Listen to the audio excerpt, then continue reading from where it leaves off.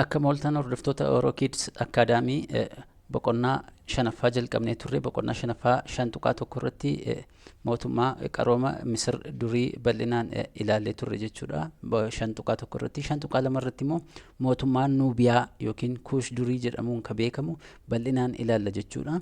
Gara kanaatti osoo seeniin dura kan isin yaadachiisuu barbaadnu namni tokko yoo xiqqaate nama 3 nama 4 subscribe gochisiisuu qaba yookiin immoo waa'ee Orokids Akaadaamii waan asirraa argattan barattoota akka keessanii adda biroo warreen subscribe godhanii hin jirreef akka subscribe godhan peejii kan akka beeksiftan isin jenna.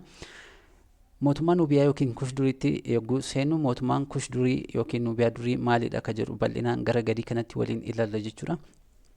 Mootummaan Nuubiyaa baha Afrikaa naannoo Sudaan ammaatti hundaa'e jechuudha. Baha Afrikaa kaaba baha Afrikaa naannoo Sudaan amma jedhamuun beekamu irratti bal'inaan kan hundaa'edha jechuudha. Lafa bal'aa qabatee handaarra galaana Naayilii kan qabatee turedha jechuudha. Mootummaan Nuubiyaa moggaasa maqaa Misirrootaatiin Kuush jedhamuun kan beekamu yoo ta'u, uummata mootummaa Misiriin gara kibbaa jiran hundaaf maqaa kennamedha jechuudha. Misir gara kibbaadhaaf Misiriin kan wayitii paartii darbe irratti upper and lower jennee ilaallee turre warra Misirii dhumarratti bakka tokkotti akka isaan walitti makaman ilaallee turre jechuudha. Asirratti immoo mootummaan Nuubiyaa Misirrootaatiin Kuush jedhamuun kan beekamu jechuudha. Warra moggaasa maqaa Misirrootaatiin Kuush jedhamuun kan beekamu ture jechuudha. Mootummaan Nuubiyaa kun uummatoota karaa kam jiranidha jechuudha. Kibba Misirii warra jiran yookiin gara isaa gadiitti kanneen jiraniif maqaa kennamedha jechuudha. Kuush jechuun kun yookiin moggaasi maqaa Nuubiyaa nuti jennu kun jechuudha. Naannoo bara 2000 dhaloota Kiristoos dura wiirtuu Kaarmaa jedhamutti mootummaan Nuubiyaa qindoomina qabu ijaarame jechuudha. Bakka maal jedhamutti? Kaarmaa jedhamutti mootummaan cimina qabu ijaarame yookiin qindoomina gaarii qabu kan ijaarame jechuudha. Dhaloota Kiristoos dura jechuudha. Haalli teessuma lafa mootummaa Nuubiyaa wal fakkaataa miti yookiin bakki isaan qubatanii irra turan bal'inaan wal fakkaataa miti jechuudha. Haala naannoo sanarra ture irraa ka'uudhaan jechuudha. Naannoon bal'aan gammoojjii yoo ta'u horsiisa beelladaaf kan ooludha jechuudha. Bakki isaan irra qubatanii xiqqoo gara gammoojjiitti kan siqudha yookiin immoo gammoojjiidha jechuudha. Bal'inaan horsiisa beelladaa irratti kan xiyyeeffatan yookiin kan oolu ture jechuudha. Haalli naannoo sanarra ture. Innis naannoo gammoojjii Nuubiyaa jedhamuun kan beekamudha jechuudha. Bal'inaan gammoojjii Nuubiyaa jedhamuunis kan beekamu ture jechuudha. Gama biraatiin naannoon gara Nuubiyaa jedhamus ni jira jechuudha. Yookiin kallattii adda biraatiin immoo bakkumti Nuubiyaa jedhamee beekamus addatti akka turedha jechuudha. Naannoon kun immoo maal kan qabudha? Rooba gahaa kan qabudha jechuudha. Rooba gahaa kan of keessaa qabudha. Dabalataan albuudawwan kanneen akka warqii baay'inaan iddoo itti argaman jechuudha. Bakki Nuubiyaan warri adda biraan irra qubatanii jiranii jechuudha. Kan hafe immoo naannoo sulula laga Naayil yoo ta'u biyyee gabbataa fi bishaan gahaa kan qabudha jechuudha. Warreen tokko bakka sadiitti ilaaluu dandeenya jechuudha. As bukkeetti Nuubiyaanoti bakki isaan qubatanii warreen tokko naannoo gammoojjii bakka keessa yookiin gammoojjii Nuubiyaa keessa kanneen qubatanii turan yogguu ta'u, warreen dabalataan qubatanii immoo naannoo lafa albuudii fi warqiin baay'inaan itti argamu warreen qubatanii fi warri sadaffaan nuti jennu immoo naannoo laga Naayil biyyee gabbataa fi bishaan gahaa naannoo qabu warra jiranidha jennee haala kanaan isaan ilaaluu dandeenya jechuudha. Warra Nuubiyaanotaa kana yookiin warra Kuush bal'inaan Sudaan keessa jiraataa turan kana jechuudha. Biyyeen gabbataan uumamaan badhaadhe kunis hojii qonnaaf baay'ee mijataa ture jechuudha. Biyyeen gabbataan naannoo qarqara laga galaana Naayil ture kun qonnaaf isaaniif kan mijate ture jechuudha. Kanaaf uummanni Nuubiyaa oomishaalee qonnaa adda addaa oomishuun diinagdee isaanii cimsataa turaniiru yookiin immoo bal'inaan beeksifataa turaniiru jechuudha. Qarooman warreen kaan wajjin keessumaa yeroo duriitti qaroomii Misirii qaroomii Nuubiyaa warra Hindii wajjin bal'inaan warra qabataa Speen Poorchugaal wajjin bal'inaan wal qabataa isa kana kutaa darbe keessatti paartii darbe keessatti bal'inaan isiniif ibseen ture jechuudha.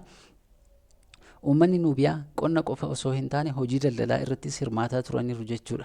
Daldaltoonni Nuubiyaa hojii daldalaa irratti bobba'an meeshaalee akka ilka arbaa, warqii, baallee, guchii biyyoota hedduutti daldalaa turan jechuudha. Biyyoota kanneen amma olitti hime jechuudha. Biyyoota kanneen gara akka Hindiitti ergaa turaniiru, kanneen akka biyyoota Speen, Poorchugaalitti ergaa turaniiru, biyyoota Arabaa adda addaatti ergaa turaniiru jechuudha. Ilka arbaa, warqii fi baalleewwan guchii kana biyyoota birootti bal'inaan daldalaa turan jechuudha. Warri Nuubiyaanotaa kuni meeshaalee biroos gara Misirii fi hanga galaana diimaaf naannoo isaatti deemuun daldala daandii yookiin karaa dheeraa keessatti maal gochaa turanii? Hirmaataa turanii jechuudha. Warri Nuubiyaanotaa kun daldala karaa dheeraa yookiin bakka dheeraa irratti bal'inaan paartisipeet gochaa turan jechuudha. Keessattuu rileeshinshippii yookiin hariiroo Nuubiyaan mootummaa Misir durii isa jalqabaa Old Dynasty wajjin qabu walitti dhufeenya siyaas-dinagdeetiin guddachuu danda'eera jechuudha. Rileeshinshippii isaan yookiin walitti dhufeenyi isaan mootummoota warra Old Dynasty yookiin immoo Misir durii wajjin qaban siyaas-dinagdeedhaan baay'ee dabaluu danda'eera yookiin jijjiirama argisiisuu danda'eera jechuudha. Yeroo sanatti haala daldalaanis haala taa'umsa teessuma lafaatiinis wal qabsiisee jechuudha. Sababa hariiroon gaarii kanaan Nuubiyaan qaroomman Misir durii ofitti fudhachuun kan mataa isaanii walitti makuun qaroomman hedduu dagaagsaniiru jechuudha. Warri Misirii maal taasisan jechuudha? Warri Nuubiyaanota qarooma Misiris daawwachuudhaan kan isaaniitti miiksi gochuudhaan yookiin waliin dabaaluudhaan fooyyessuu danda'aniiru jechuudha. Haga danda'anitti qarooma sana maal gochuu taasisuu danda'aniiru? Ol dabaluu danda'aniiru yookiin fooyyessanii upgrade taasisanii ittiin socho'uu danda'aniiru yookiin jiraachaa turanii jechuudha. Qarooman Nuubiyaa Misir durii irraa argatan keessaa muraasni amantii, bulchiinsa, bobboca, ogummaa aartii fi ijaarsa piraamiidota fa'aadha jechuudha. Qarooman warreen kanaan warri Masirii baay'ee beekamu jechuudha. Gilgaala yeroo darbee keessatti ilaalleerra jechuudha. Gilgaala xumura 5 irratti ilaalle keessatti qarooma Giriikii maaltu adda taasisa ka jedhu amantii, bulchiinsa, bobboca, ogummaa aartii fi ijaarsa piraamiidotaan warri Misir baay'ee beekamoo turan jechuudha. Warri Nuubiyaas isaan kana isaan irraa fudhatanii jechuudha. Nuubiyaan qarooman Misir irraa fudhatan kaanis aadaa isaanii walitti makuun itti fayyadamaa turanii jechuudha. Qarooman Misir amma eerre kana isaan irraa fudhachuudhaan itti fayyadamaa turanii jechuudha. Piraamiidota yookiin ijaarsa adda addaa fi bobboca Nuubiyaa durii jennee fudhachuu dandeenya jechuudha. Warreen kun bobboca Nuubiyaanoti kaasanidha jechuudha. Suurawwan bifa namaa fakkaatan, wantoota adda addaa, uumama adda addaa fakkaatan bifa bobbocuudhaan bal'inaan beekamu jechuudha Nuubiyaanoti. Mootummaan Misir bara 1500 dhaloota Kiristoos dura Nuubiyaa weeraruun qabatee jira jechuudha. Mootummaan kamtu Nuubiyaa kontiroolii godhe yookiin to'ate? Mootummaa Misirtu bara 15 keessa dhaloota Kiristoos dura jechuudha Nuubiyaa weeraruun qabatee ture jechuudha. Mootummaan Nuubiyaa Misir jalatti kufuun naannoo waggoota 400 kutaa bulchiinsa Misir ta'uuf dirqame jechuudha. Nuubiyaan under control of Egyptii ta'uun yookiin immoo Misirii jalatti to'atamuudhaan yeroo murtaasaaf waggoota 400 jala turuuf dirqamtee turte jechuudha.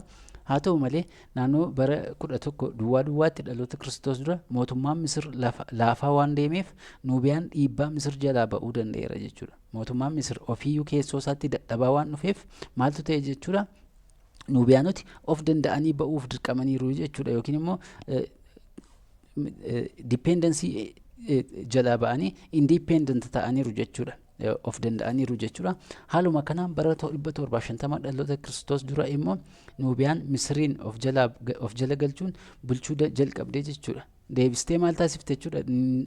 Nuubiyaan Misiriin iyyuu of jala galchite jechuudha. Ikoonoomii ishee yookiin immoo haala daldalaa ishee cimsachuudhaan haala gaariirra waan turteef deebitee Ijiptiin iyyuu of jala galchuu dandeechee turte jechuudha. Mootummoonni Nuubiyaa Misir qabatan bulchiinsa sanyii mootii 25ffaa kan jedhamuun beekamudha jechuudha.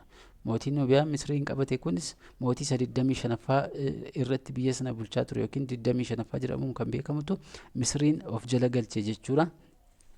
Booda irratti bara Asiriyaanonni Misir weeraran uummanni Nuubiyaa Misir gadi lakkisanii bahuuf dirqaman jechuudha. Yeroo Asiriyaanonni maal gochuu jalqaban? Misiriin weeraruu jalqaban uummanni Nuubiyaa Misir gadi lakkisee keessa ba'uudhaaf dirqamee jechuudha. Sababa Asiriyaanotaatiin uummanni Nuubiyaa fi Mero'ee tokko ta'uu isaanii ragaan gahaa jiraachuu baatus yeroo kanatti gara kibbaatti kan deebi'an uummattoota lameen Nuubiyaa fi Mero'ee maqaan eeramanidha jechuudha. Yeroo itti isaan adda ba'anitti yookiin deebi'anitti uummattooti lamaan Nuubiyaa fi Mero'een kan maqaa eeraman ture jechuudha. Haala kanaan uummanni Nuubiyaa wiirtuu isaanii gara giddugaleessa Riippaabilikii Sudaan ammaatti jijjiirratan jechuudha. Wiirtuu isaanii gara kamitti jijjiirratanii? Riippaabilika Sudaanitti jijjiirratanii jechuudha. Uummanni Mero'ee garuu daran gara kibbaatti fagaachuun magaalaa Mero'ee hundeessan jechuudha. Gara kibbaatti isaan immoo Sudaan irraa fagaachuudhaan Sudaanuma keessa ta'anii gara kibbaatti irra cala siquudhaan Mero'ee magaala jedhamu hundeessan jechuudha. Kana booda mootummaan Nuubiyaa daangaa isaa hanga laga Atibaaraatti babal'isuun bulchiinsa isaa cimsatee ture jechuudha.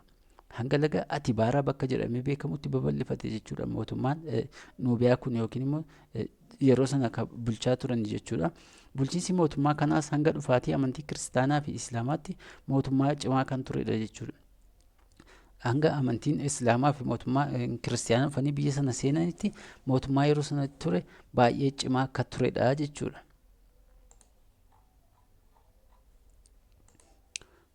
Tolee, Gilgala 5.2 irratti gaaffilee armaan gadiif deebii gabaabaa kennee jira.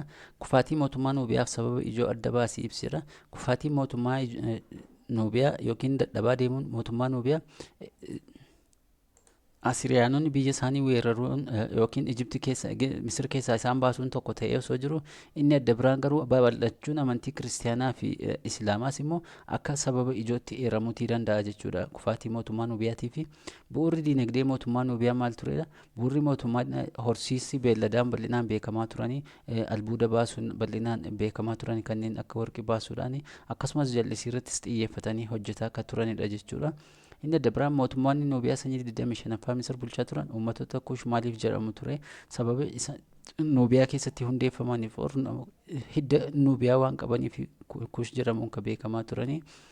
Hariiroo qarooma Nuubiyaa fi Misir waliin qaban ibsira. Hariiroon Misirii fi qaroomni Nuubiyaa waliin qaban yeroo badaa daldala wal keessa deemuun kan gaggeessan haa ta'u iyyuu malee, Nuubiyaanoti bal'inaan qarooman Ijiptirraa yookiin qarooman Misirirraa kan dhaalan waan hedduu qabu jechuudha. Kan dhaalan wantoota hedduu qabu jechuudha. Isaanii amantii wantoota wal qabsiisan, bobbocaa wantoota wal qabsiisan, barruulee wal qabsiisan bal'inaan isaanirraa fudhatanii qarooma isaanii keessa galchanii fooyyessanii ittiin socho'aa turanii jechuudha.